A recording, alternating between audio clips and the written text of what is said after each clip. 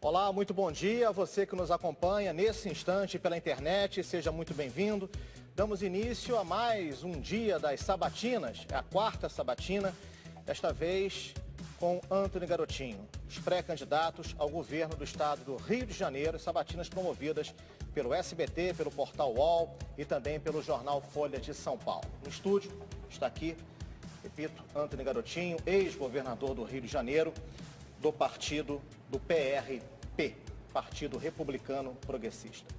Hoje, como de costume, temos na bancada de entrevistadores o editor-chefe do SBT Rio, Humberto Nascimento, a Silvia Ribeiro, editora do portal UOL, e também o correspondente da Folha de São Paulo, Ítalo Nogueira, aqui no Rio de Janeiro.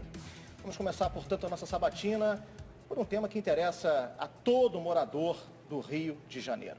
Já é um tema tradicional, eu venho falando sobre esse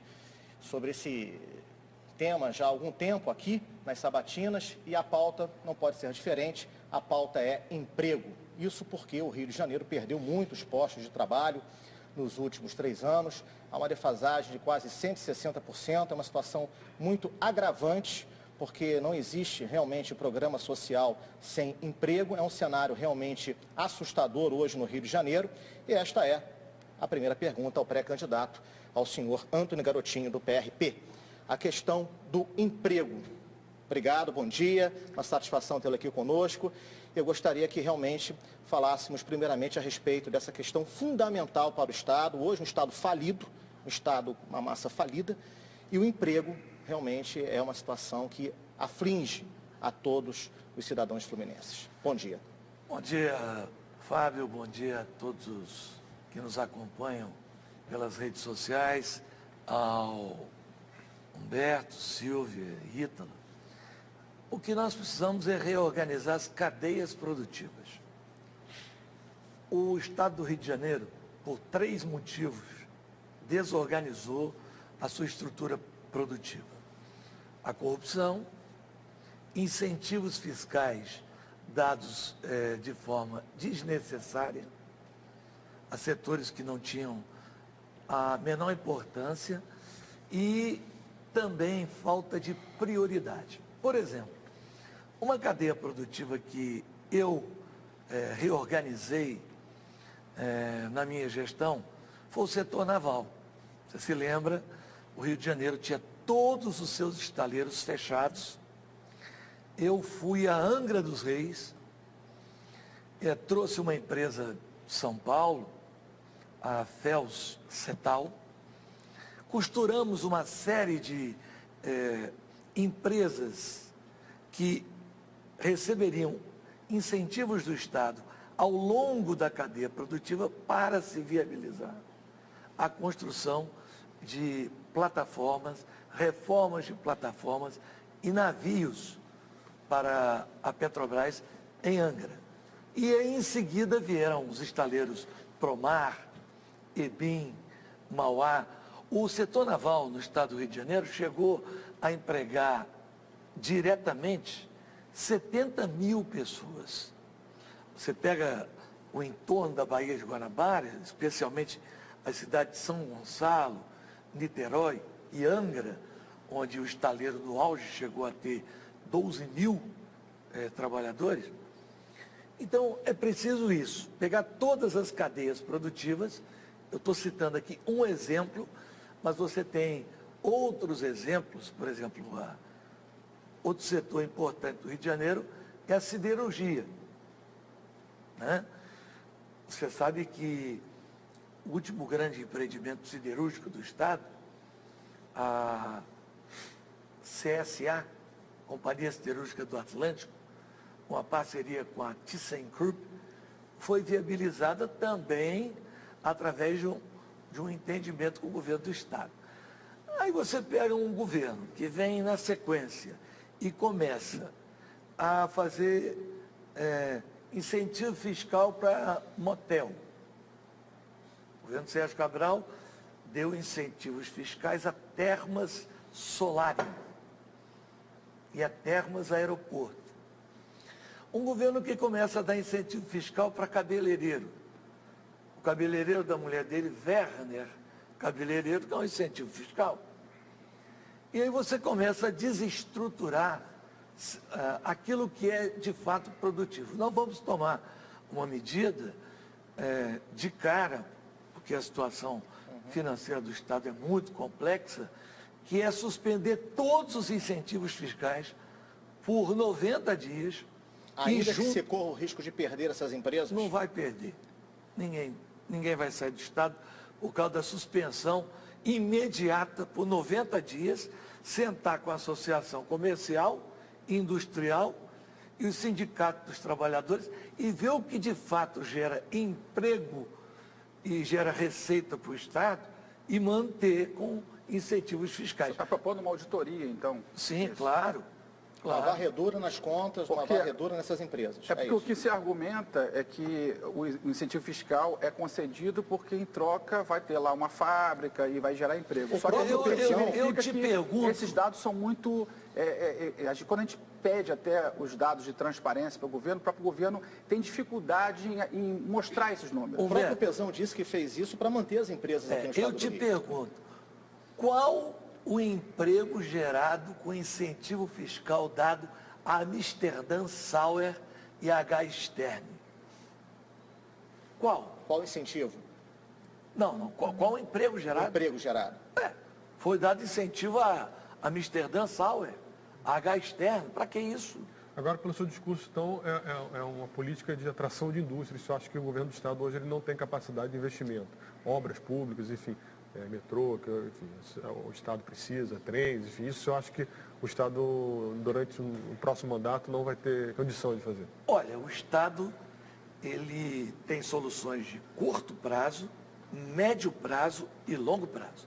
Mas nós temos que reconhecer que o Estado do Rio de Janeiro tem um problema estrutural a ser enfrentado.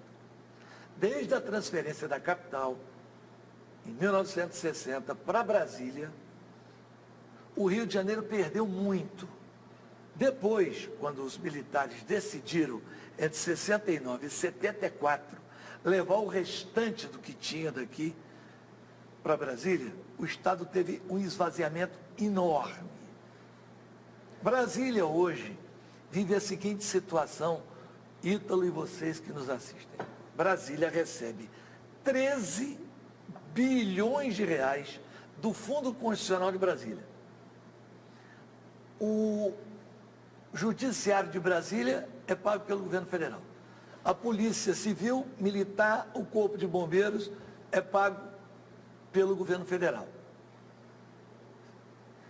E como é que você fica num estado como Brasília, que pode cobrar ICMS, pode cobrar IPVA e todos os tributos estaduais, e pode cobrar todos os tributos municipais?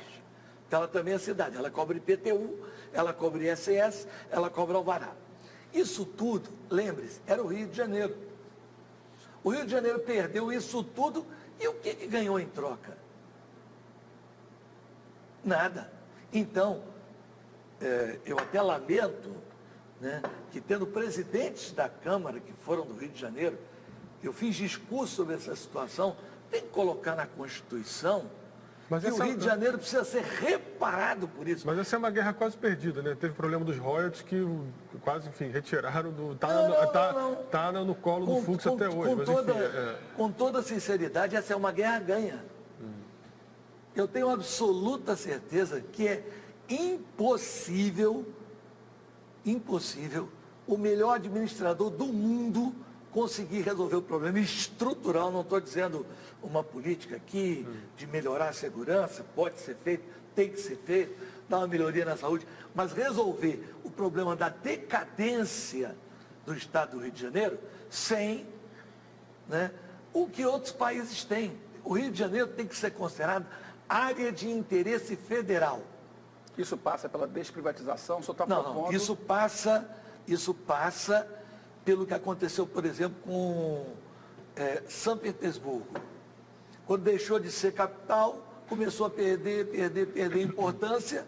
A de Moscou, veio o governo russo e São Petersburgo. O que aconteceu na Alemanha? Quando houve a unificação, foi a capital para Bonn, Berlim, né? Duas capitais, então era preciso ter um fundo que bancasse a perda que houve. O Rio de Janeiro perdeu tudo. Deixa eu passar a E palavra ainda para a Silvia por Ribeiro, cima- por favor. Silvia. O que seria essa área de interesse federal? Como é que seria feito isso? Com o fundo, como tem com Brasília. Seria feito um fundo por parte do governo federal para E que Rio de o Janeiro... governo federal tem que assumir os salários, como assumiu em Brasília, da Justiça, do Ministério Público e a federalização completa da segurança pública. Não tem que só botar aqui, não tem que pagar. Mas só vê Eles clima pagam a político pra segurança isso, pública de Brasília? É paga. Pagar totalmente a federal. Pagar totalmente, tem que assumir a segurança pública. Hoje Humberto o Nascimento. E isso basta apenas uma emenda. E aí é que eu digo, Ito, que não será difícil. Os royalties todos queriam dividir um dinheiro que pertence ao Rio de Janeiro. Esse não vai dividir nada. Isso basta uma emenda constitucional simples, dizendo que o Rio de Janeiro, em função de ter quase 200 anos sido a capital do país, né, hoje ainda tem 1.220 prédios federais na cidade do Rio de Janeiro. Você tem mais funcionário federal na cidade do Rio de Janeiro, na cidade, não é no estado, do que do estado na cidade do Rio. Então, o Rio de Janeiro não pode ser tratado da maneira como é tratado. A perda para o Rio foi enorme. Um dia, as pessoas que tiverem a oportunidade de olhar Brasília de cima, lembrem-se que aquilo tudo saiu daqui. Garotinho. E o que o Rio ganhou em troca? Não ganhou nada.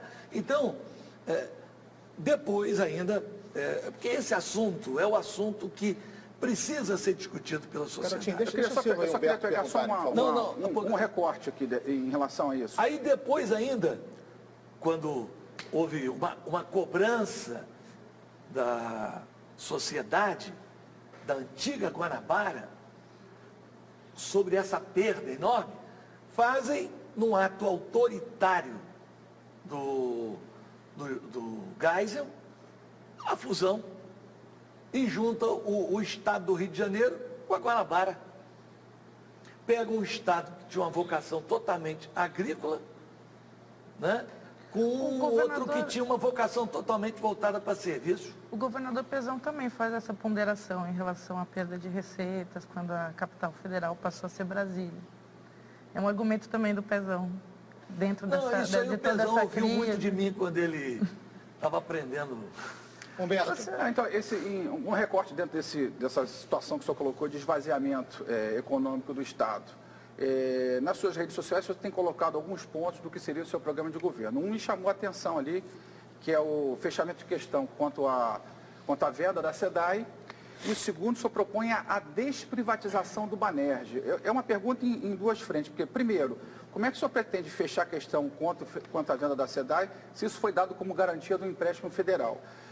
E o segundo ponto é o seguinte, como é que o senhor vai desprivatizar o Banerj se precisa ter dinheiro para pagar quem comprou? Da onde é que o senhor vai tirar esse dinheiro com o Estado falido? Bom, primeiro, o caso da SEDAI, ele não está dado como garantia. Já mudou.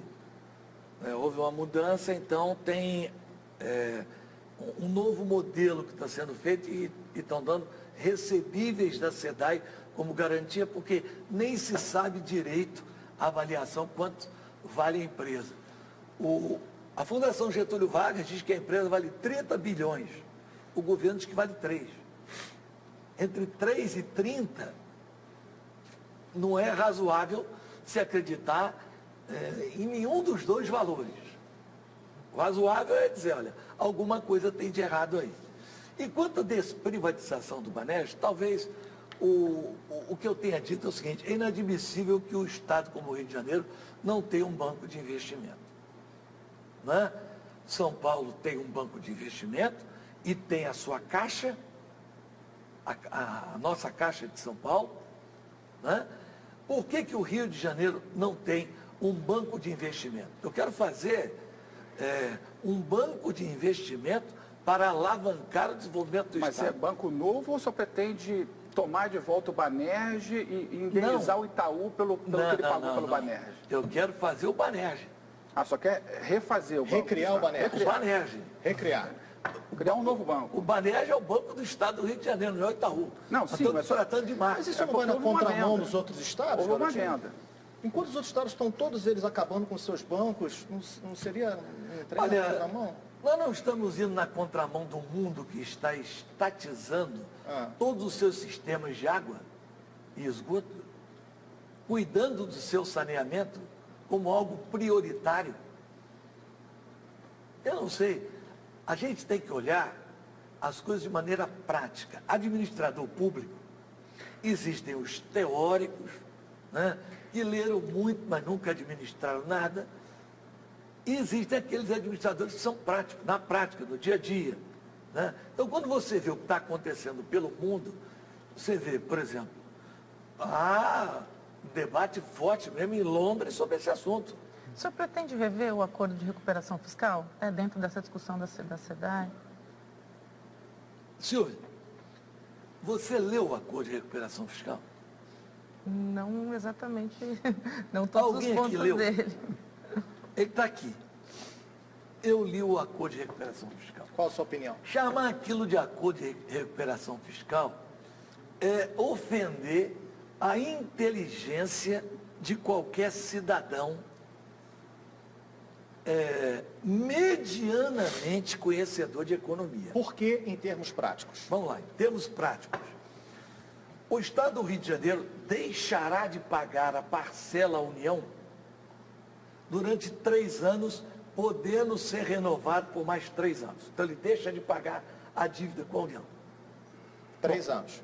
3, podendo mais 3. Mais 3. Ok. Isso dá algo como 6 bilhões por ano. Em torno de 6 bilhões por ano. Vai corrigindo, vai aumentando um pouquinho, mas 6 bilhões por ano. Bom, o que seria o razoável em economia? Ao final, o que deixou de pagar incorpora ao montante da dívida e é redividido pelo período que falta pagar. Não. Sabe o que diz no acordo? Como é? Que ao final do período, o Estado pagará uma parcela para frente e uma para trás. E o período que não foi pago, a correção é pela tabela Price. Você está de brincadeira. Você está pegando o Estado e dizendo para o governador que vai entrar aí, ó. Para quem não conhece, a tabela Price são juros medianos. Não, é carinho. É carinho? E não é só isso, não. Como é que você vai pagar 2 parcelas se você não está conseguindo pagar uma? Vai pagar de vez. Isso não existe. Outra coisa que não existe, o Estado abriu mão dos seus créditos junto às empresas federais, a Petrobras, por exemplo, e abriu mão dos seus créditos junto à própria União. Mas isso não é uma tática de desespero? Sim, mas espera aí. Então, isso tem que ser revisto. É isso que o senhor está me dizendo, uma tática de desespero. E um detalhe, eu tenho aqui o relatório do cumprimento do acordo, item por item, porque os relatórios são bimestrais. Então, tem aqui o primeiro relatório, não cumpriram nada. Não cumpriram? Não cumpriram nada. Agora, ainda nessa linha de ajuda federal, enfim, a gente está sob uma intervenção federal na segurança pública. Não. Nós estamos com uma intervenção federal também na segurança pública. E qual é a outra? A outra é na área de finanças. Então, mas estou falando agora da segurança pública. Não, mas só para você como entender. governador pretende manter essa intervenção, pedir a manutenção dessa intervenção federal? Só para você entender. No acordo de recuperação fiscal, diz que a política de execução orçamentária do Estado, ela agora é tocada por um representante do Ministério da Fazenda, um do Tribunal de Contas da União e um indicado pelo governador. Então, o governador não é mais governador. Isso, inclusive, fere a Constituição, porque tira a autonomia do Estado. Então, logo que foi assinado, qual foi o primeiro ato? O secretário de Fazenda pediu demissão. Saiu. Infelizmente, então, a gente é obrigado a ouvir determinadas coisas de pessoas que pretendem ser candidatos, mas que não conhecem os números do Estado, não conhecem os problemas do Estado e ficam, às vezes, falando bobagem. Mas e a intervenção militar, a intervenção federal no segurança? O senhor pretende manter ou não? Eu acho que o Exército tem um papel fundamental no Rio. Agora, não o que está fazendo. Porque como é que você entra numa intervenção sem ter planejamento? E agora, depois de vários meses, você diz, agora estamos apresentando o que vai ser feito. Mas qual é a sua proposta? É isso que precisamos ouvir. Minha proposta é a federalização, já falei aqui. Tem que federalizar, tem que assumir o governo federal. Toda entregar tudo para o governo federal? Isso. Entregar tudo. Entregar diz tudo, planejamento ou custeio? Tudo. Custeio, planejamento e trabalhar em conjunto com o Exército. Agora, me desculpe, não da maneira como está aí. Nós já tivemos 3 pirotecnias no Rio de Janeiro. A primeira, quando eles botaram aqueles canhões na praia, apontados para os morros. As pessoas passavam, olhavam, parecia desfile de 7 de setembro. Não resolvia nada. Tá. A segunda? A segunda, quando são feitas essas leis de garantia e ordem, né? LGO. Aí vem, faz uma operação, fica um período de 30 dias, 40 dias e vai embora. E agora, né? Essa intervenção. Nós precisamos de um planejamento para o Rio de Janeiro, onde quantos homens tem Marinha, Exército e Aeronáutica na cidade do Rio de Janeiro? Agora, sim, pelo que o senhor está falando, o senhor não vai ser o responsável então, pelo planejamento da segurança. A proposta é que o governo federal seja o responsável por esse planejamento. Vou ter, claro. Olha aqui, segurança pública, ela tem um tripé básico. Ela é prevenção, política de prevenção. Com quem é? É com o Estado e Prefeitura. Você tem repressão qualificada, ou seja, pessoal treinado, preparado, né? E força.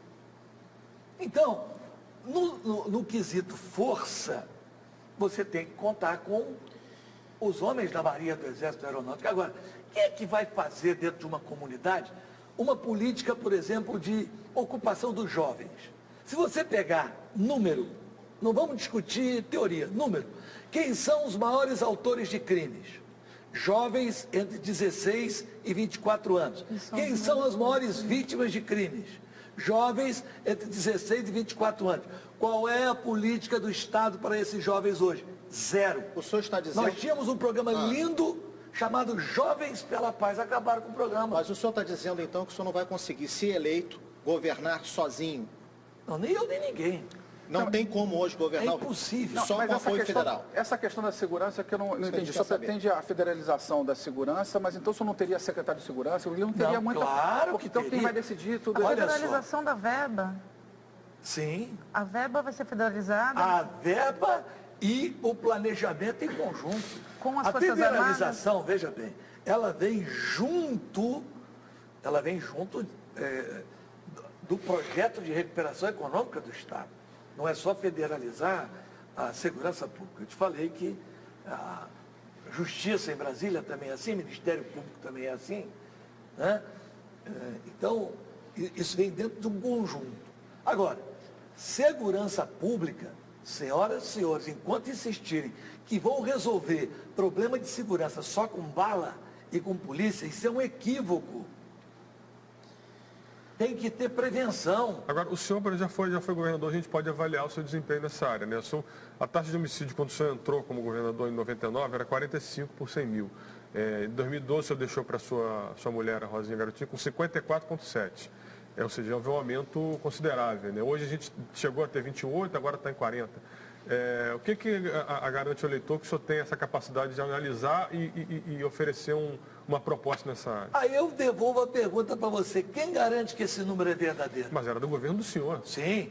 O senhor está dizendo que o seu próprio governo manipulou os números? O meu número é verdadeiro. Porque quando nós assumimos a Secretaria de Segurança, o Hélio Luz, que tinha sido o responsável pela Polícia Civil, você sabe como é que era feita a estatística aqui no Rio de Janeiro? Em papel de pão. Cada delegacia enviava no final do mês O relatório dos latrocínios, homicídios, roubo de carro... Índice de segurança. Os índices de segurança em pedaço de papel. Então o senhor não confia nesses números? Isso tudo é furado. Não, Como senhor, agora também é furado. Mas o senhor confia que o Instituto, durante o seu governo, registrou um aumento de homicídio. Então, aí nós Mas quero que o senhor está dizendo explique que o senhor isso. não confia nas pessoas que trabalhavam com o senhor? Não, senhor. Eu estou dizendo que eu confio. Por quê? Ah. Porque aí nós criamos o Instituto de Segurança Pública. Não existia isso. Mas está criando uma forma de não responder a minha pergunta. Por que houve esse aumento no Não seu houve governo? aumento. Isso aí estava subnotificado. Álvaro Lins estava por detrás desses números? Olha, vamos ser objetivos, não vamos cair em pessoa, vamos trabalhar em política. Vamos trabalhar em política. E aí o que faz o seu Beltrame quando assume a segurança pública? O Instituto.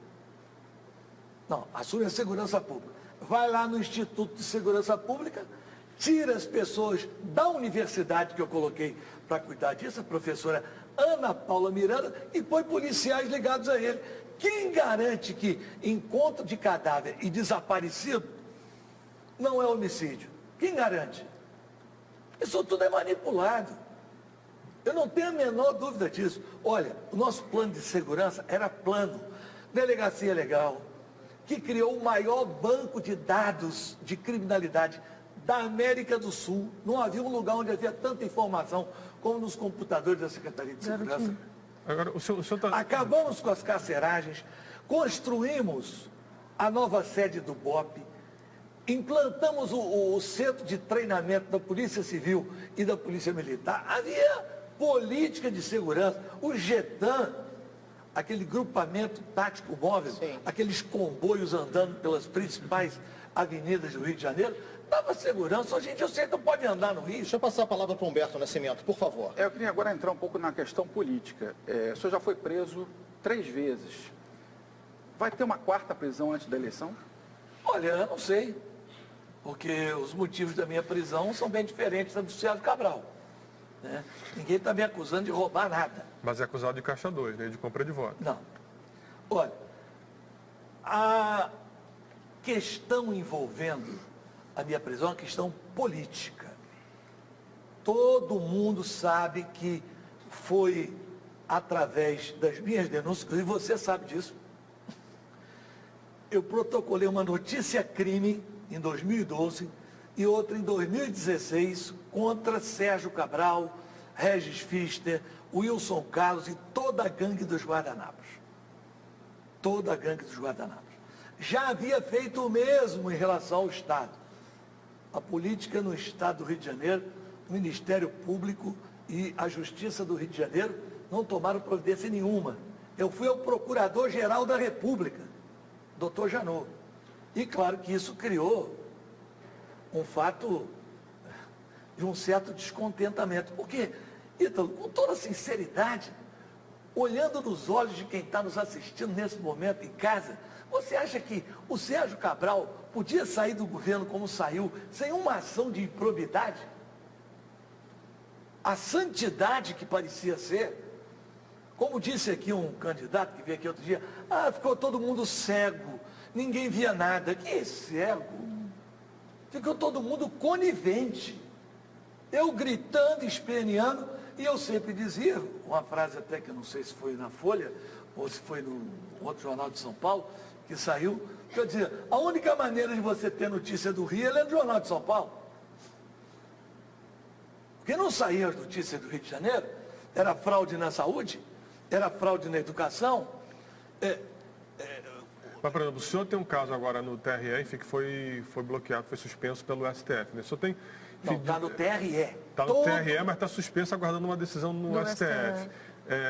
Enfim. Mas é o mesmo caso. Sim, que motivou sua primeira prisão. Sim, é o mesmo caso. Mas por que você não decide, não aceita ser julgado, enfim, pelo... Não, eu aceito, mas desde que eu seja acusado por um promotor imparcial. Como é que o promotor que está fazendo a acusação contra mim, em 2015, antes dele me denunciar, eu denunciei no Galcrim, ele está lá no Galcrim, denunciado, entre outras coisas, por enriquecimento ilícito e ser o dono do pátio de automóveis da cidade. Um promotor de justiça. É que nos 2 últimos tempos o senhor revelou um pouco a face, um pouco que vem sendo sua política nos últimos anos. O senhor vem apontando perseguição da Justiça, do Ministério Público, o senhor falou aí que Beltrão manipulou os números, enfim, sempre quando é questionado por uma atitude do senhor, o senhor aponta o seu adversário como culpado pelas suas dificuldades políticas e judiciais. Aponto os fatos, Vitor. São fatos. A minha dúvida é como um perfil um pouco conflituoso que o senhor tem tido nos últimos anos permite que o senhor vá ter essa capacidade política de articular uma ajuda federal com um futuro presidente. Muito simples.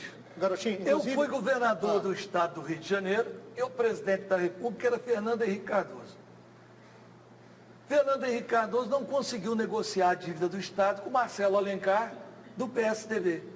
E conseguiu comigo. Mas essa também é a minha pergunta. A minha pergunta também é... Eu não misturo essas coisas. Agora, não venha para cima de mim. Você é um homem que acompanha os bastidores. E vamos olhar aqui nos olhos das pessoas com sinceridade. Eu não tenho nenhuma acusação de lava-jato. Quero deixar isso bem claro. Os meus casos são justiça eleitoral de campos. Porque a Globo, de propósito, mistura tudo e dá a impressão de que, garotinho, Sérgio Cabral, tudo não tem caso... O senhor pode acabar... Agora deixa eu só entrar onde eu quero entrar aqui. Questão... Então, tem empresário envolvido, empresário de tudo quanto é tipo. Tem político envolvido, tem deputado, governador, não tem ninguém do judiciário. O senhor tem provas disso? Hã? O senhor tem provas disso? Mas está lá a denúncia. Está no Ministério Público Federal? Só abriu muito leque de inimigos. O senhor brigou com alto escalão do Executivo, do Legislativo e do Judiciário, né, e parte da imprensa. Só acha que é possível governar no meio desse tiroteio todo? E outras coisas... Olha só, vamos dar nomes. Você brigou com o Executivo. Eu briguei com Cabral, Pezão e a quadrilha que está presa. Mas agora você brigou com o Judiciário. Agora... Eu briguei. O Judiciário, não. Eu denunciei um superfaturamento numa obra do Tribunal de Justiça do Estado do Rio de Janeiro. E denunciei a quem? Denunciei ao Procurador-Geral da República. Não fiz denúncia em blog, não. Depois eu até coloco no meu blog. Mas eu fiz ao procurador. Você denunciou, você brigou com o Legislativo. Eu briguei com o Legislativo? Eu briguei com o Pisciani. Eu briguei com o Paulo Melo. Eu briguei com a quadrilha que tomou conta do Estado do Rio de Janeiro. Mas se o senhor briguei e brigaria de novo. Mas se o senhor, como governador, não estiver alinhado com o presidente da República, com tantos projetos para o Rio, como é que isso vai funcionar? Mas eu estarei alinhado. Independente de qual for o presidente? Eu não vou me meter na eleição presidencial justamente por isso. O senhor não tem candidato presidencial? Não, por enquanto eu quero ficar nesta posição que estou. O Rio depende fundamentalmente de um entendimento com o governo federal. Seja quem for o presidente da República, eu tenho até as minhas convicções, as minhas preferências pessoais, mas eu não posso, em nome de uma governabilidade e de salvar o Estado da situação em que o Estado se encontra, entrar numa campanha eleitoral, me jogar numa campanha eleitoral desse ou daquele candidato. O senhor pode acabar com o ex-presidente Lula? O senhor pode acabar com o ex-presidente Lula? Ou seja, ser condenado agora pelo TRE, se o STF liberar a ação, ser preso e cair na ficha limpa? Olha, eu acho difícil, né? Porque se você for olhar o caso do presidente Lula, não são questões eleitorais. O meu se refere a questões eleitorais. É bom deixar claro que os processos contra mim são da Justiça Eleitoral. Mas o senhor é condenado na Justiça Federal por formação eleitoral. Na formação de quadrilha, Álvaro Lins, o senhor está condenado como... Esse caso está superadíssimo. E esse caso tem a ver com... Álvaro Lins. Não, essa é a desculpa. Essa é a desculpa. Esse caso tem a ver com o Ricardo Teixeira. Sim, mas esse caso não está superado na esfera criminal. O senhor está lá apelando. já está... O senhor está em apelação. Agora, enfim, desde 2012, o senhor teve... Em 2012, o senhor teve 18% dos votos para presidente, né? Enfim, o maior cargo do país. E desde então, o senhor elegeu a sua mulher como governador, mas desde então o senhor vem caindo politicamente, né? Hoje o senhor não conseguiu nem eleger um aliado para a Prefeitura de Campos, né? O senhor não acha que as urnas estão dando um sinal de que esse estilo de política do senhor está atrasado e não tem mais aceitação no eleitorado? O Ítalo, a última eleição que eu disputei aqui no estado do Rio de Janeiro foi para governador. Eu deixei de ir para o segundo turno por 30 mil votos. A pesquisa de boca de urna, independente de estar dizendo que a urna é fraudada, que não é fraudada, dava 34 Pezão, 28 Garotinho, 18 Crivella. Quando as urnas foram abertas, deu 19,01 para o Crivella, 19 cravado para mim. Estranho, mas tudo bem, tudo certo. Anteriormente, eu havia disputado a eleição para deputado federal. Eu tive 700 mil votos. Até hoje, nenhum deputado federal, nem o Bolsonaro, no momento aí de popularidade dele, chegou perto disso. Então, eu acho o seguinte, pelo meu jeito de ser, eu tenho quem gosta e quem não gosta. Eu não sou um político de, vamos dizer assim, alguém ficar indiferente. Você tem quem goste muito do Garotinho e tem quem tenha raiva do Garotinho. Antes de passar a palavra para o Humberto Nascimento, no segundo turno, o senhor permitiria quem subir no seu palanque no segundo turno? Índio da Costa, candidato do Crivella, quem não subiria, quem subiria com o senhor no palanque? Eduardo Paes, quem subiria no seu palanque no segundo turno para lhe dar apoio? Eu quero ser bem sincero com você, eu só vejo 2 candidatos de oposição por enquanto nessa eleição. Que ficariam Não, opostos. Só tem 2 candidatos de oposição nessa eleição. Eu e o candidato do PSOL. Porque todos os outros que estão aí participaram desse esquema de corrupção. Índio da Costa foi secretário, participou. O Eduardo Paes é o queridinho do Cabral e do Pezão. Esses não sobem no seu palanque. O Rubens César, outro dia esteve aqui dando entrevista, a ONG que ele dirige, a Viva Rio, teve mais de 2 bilhões de contratos com a prefeitura. Foi falado aqui, foi citado. 1 bilhão e 300 com a prefeitura. Não, e com o governo do estado teve mais outro bilhão. Foi dito aqui isso. Né? Então, o único candidato independente desse grupo que está aí, pelo menos por enquanto, somos eu e o candidato do PSOL. Nenhum desses subiria o seu palanque? Não. E nem o senhor subiria no deles? Não há a menor hipótese. A menor o hipótese. Rio de Janeiro quer se livrar do PMDB de Cabral, Pezão, Pisciani. Então, por apoio político, o senhor não sobe e nem permitiria com que ele subisse? Não há a menor possibilidade. Nem que seja o candidato apoiado pelo Crivella? Não. Eu não tenho nenhum compromisso nesse momento com o prefeito Crivella. Aproveitando esse gancho, o senhor rompeu. Aproveitando esse gancho aí, pela imprensa tem saído algumas notícias aí que o senhor está meio estremecido com o prefeito Crivella, que o senhor ajudou a eleger. E, por coincidência, é um período que a prefeitura tem se aproximado muito de quadros do PMDB, né? do antigo PMDB, agora MDB.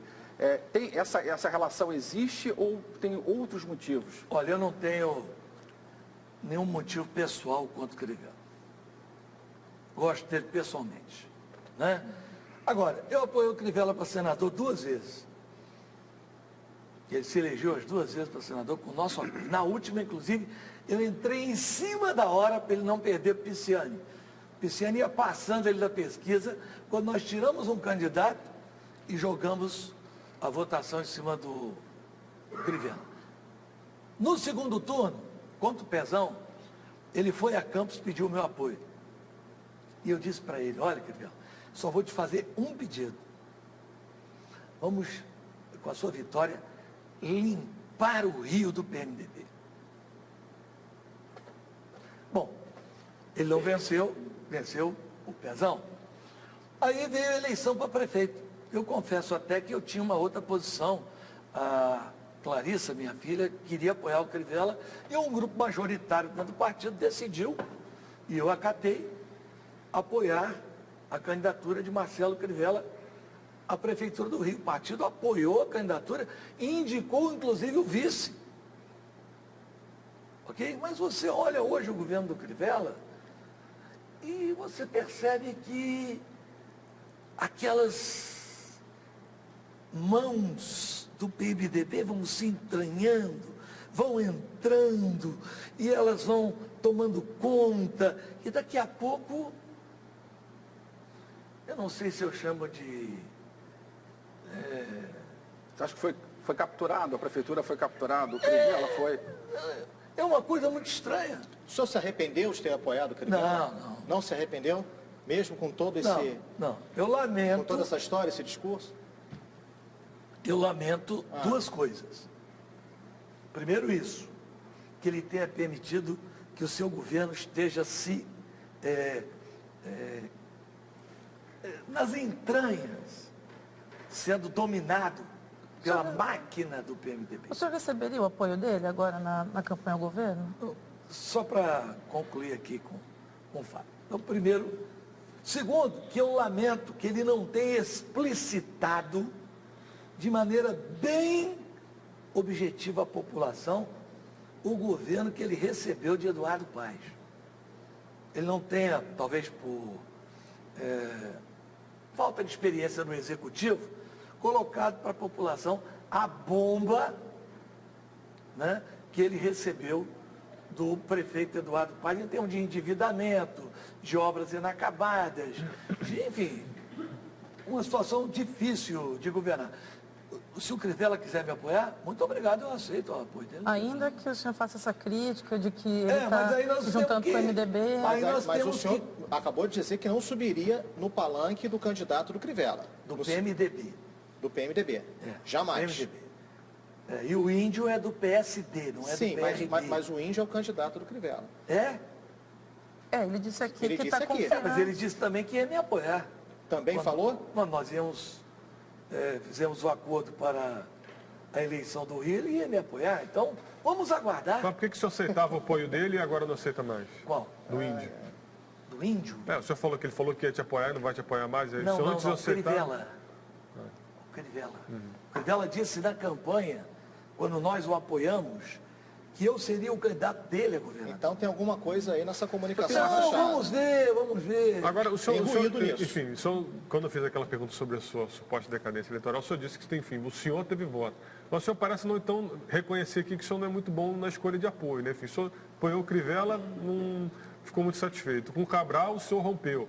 Enfim, o senhor reconhece que o senhor talvez não seja muito bom em analisar um possível Só complementando, apoiado? só andou brigando também com o prefeito de Nova Iguaçu, que o senhor ajudou a eleger também. Nós temos 5 minutos, tá? 5 minutos. Olha, 5 minutos. brigas acontecem, né? Algumas são refeitas, outras podem não ser refeitas, né? Minha briga por Cabral com ele foi logo no início do governo, já na formação do governo, na transição, né? Eu não tive nenhuma participação no governo de Sérgio Cabral, graças a Deus, né? Com o Marcelo Crivella, eu continuo dizendo, eu torço para ele acertar, não tem nada de pessoal contra ele. A pergunta aqui foi sobre apoio político. Sim, apoio político. Né? Eu torço para que o governo dele dê certo.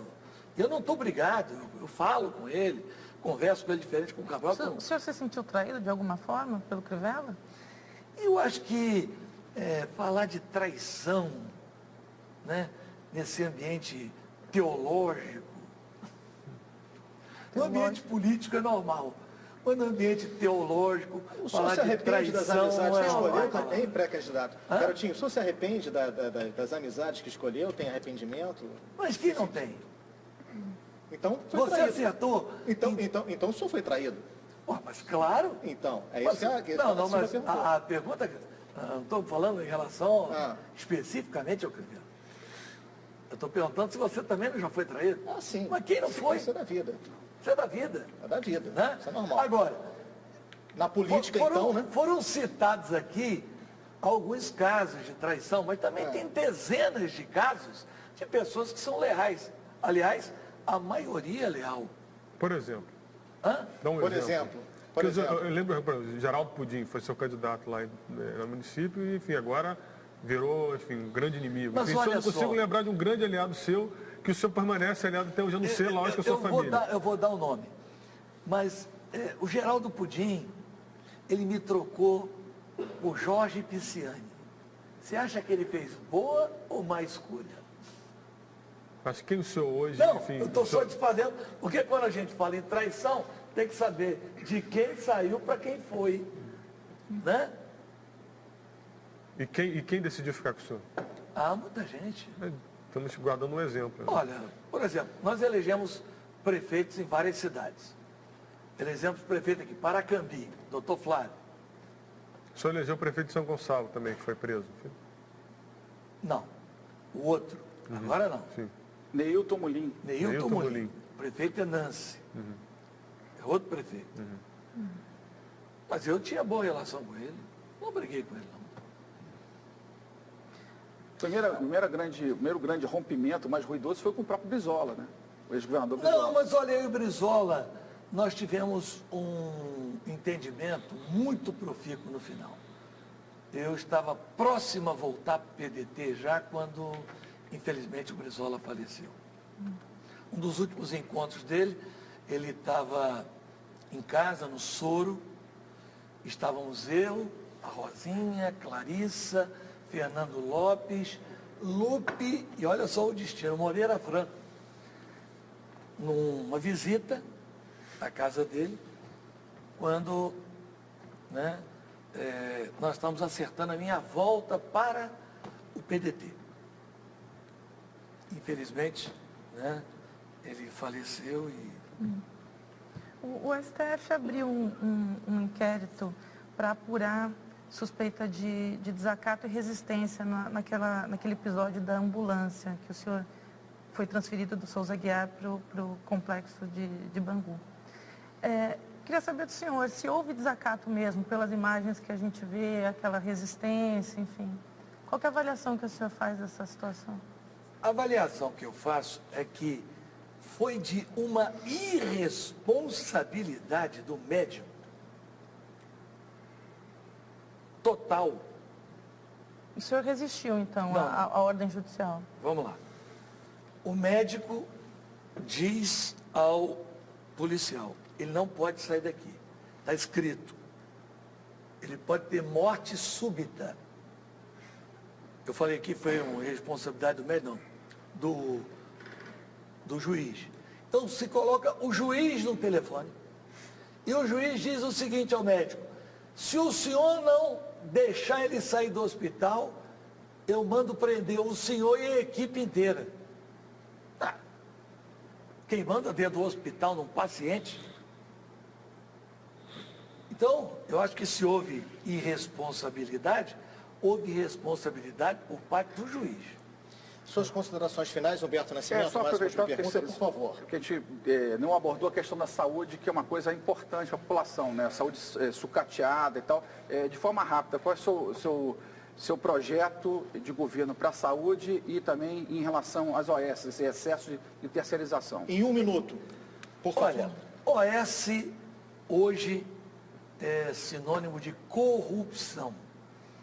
Então nós temos que reduzir o máximo possível as OS e exercer controle sobre ela, concurso público para a saúde, botar os municípios para fazer programa de saúde da família e atendimento básico e o Estado cuidar da emergência, que esse é o papel do Estado e da regulação. Antônio Garotinho, suas considerações finais, por favor. Olha, muito obrigado a vocês pela oportunidade e obrigado a todos que acompanharam e podem ter certeza, por esse jeito o Garotinho de ser assim meio polêmico, às vezes falam muita coisa que não é verdade a meu respeito. Procure conhecer o verdadeiro Garotinho, Quem eu sou? Eu fui prefeito 2 vezes, governador que saí, avaliado pela Folha de São Paulo, pelo Datafolha, com a melhor avaliação do Brasil, à época, deputado federal, deputado estadual, experiência. O Rio de Janeiro não pode arriscar sendo entregue nas mãos de alguém que não tenha a menor experiência nesse momento de grande dificuldade que o Estado está vivendo. Muito obrigado. Obrigado a todos. Chega, portanto, ao fim o nosso 4º dia de sabatinas com os pré-candidatos ao governo do Rio de Janeiro. Obrigado ao André Garotinho, do Partido Republicano. Obrigado pela participação também de Silva Ribeiro, editora do UOL, do Ítalo Nogueira, correspondente da Folha de São Paulo, e Humberto Nascimento, editor-chefe do SBT.